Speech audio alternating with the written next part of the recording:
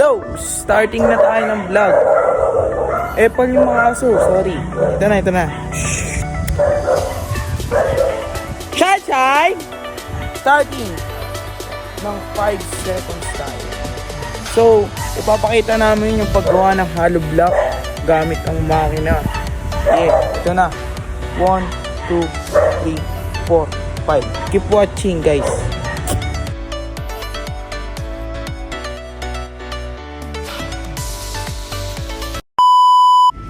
At ayun na, pagkatapos namin kumain, kami busog na. Kami naman yung magsisimula magsibak ng bato. Charot! Ito ay gagawa kami ng isang hollow block na matibay, kaya pang ipokpok sa bato. At ito na ang gagawin namin, guys. Malapit na kami sa aming paparoonan. Papunta na kami sa taas, malapit sa may Felix Amante. Diyan sa may Paseo. At ito, ako, naka-back ride. Walang motor eh.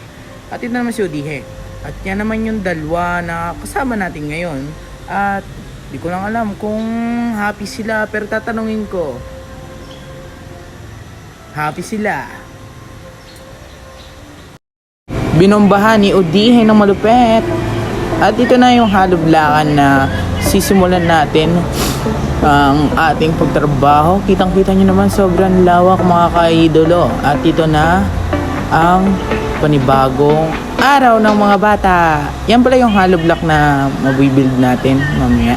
Papakita natin kung paano gawin. At yung dalawang itlog.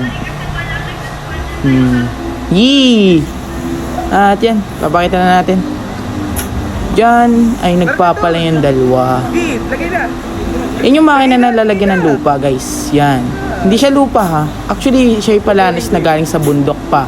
Crusher, nagmumula pa sa Montalban, di pa Batangas. At ayan, nilalagyan nila ng lupa. So, sabayin na natin lupa, pero palanas yan. Para yung buhangin, guys. Yan. So, pagkatapos, lalagyan ng tubig. Siyempre, para mahalo. Nauna lang yung semento, guys, kasi mas importante yun, mas mahalo. Alam niyo naman, yung mga construction worker, kailangan muna semento. Dagdagan ko yan ng lupa kasi kulang sa lupa. So, yan. Pagkatapos, hinahalo na ng makina yung palanas. So, ganyan tayo magagawa, guys. At dito naman, guys, pagkatapos natin mahalo yung mga palanas ng makina, pinakpok na ni Mark Anthony yung palanas upang ihalo na. So, yan. Nilalabas ng makina.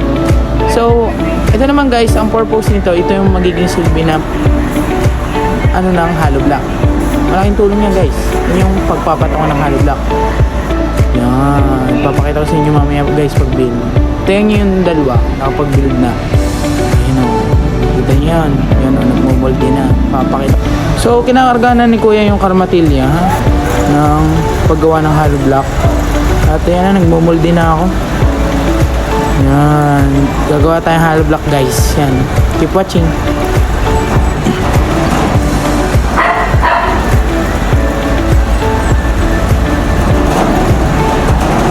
So, tinatanggal ko yung mga bato. Yung mga hindi kayang lumusot doon sa makina. Yan. Kulang pa. Lapit na. Lapit na. Ipe-press natin yan.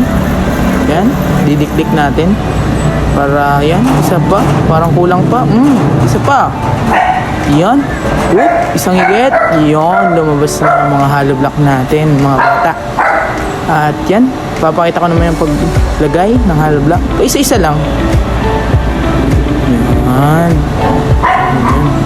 ayusin natin yung preparation. Yan. At isa pa, at isa pa, at isa pa. May dalawa pa tayo natitira. So, umpisa akala mo madali, pero pag ikaw yung nagawa, tsak, malalaman mo ang totoo.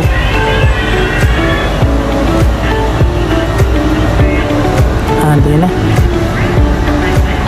Yan. Wow.